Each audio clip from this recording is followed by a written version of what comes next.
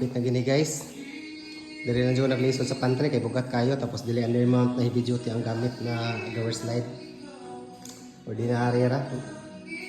Pero mahuman na siya ugma. Dili ang ref. Tapos pantry. Fryer o microwave. Cooktop sa taas. Tapos oven sa ilalom. Ang gamit na countertop guys kay quartz na pure white. Tapos glossy white po ng box pa sa tiles.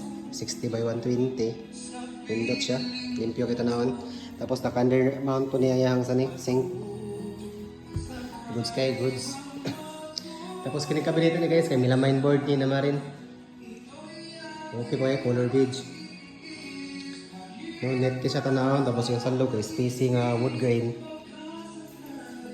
Pindot siya tanawon din. Tapos diri mo niya yung entertainment. Yan ay WPC din, ay TV backdrop, na ay lights, tapos na console table.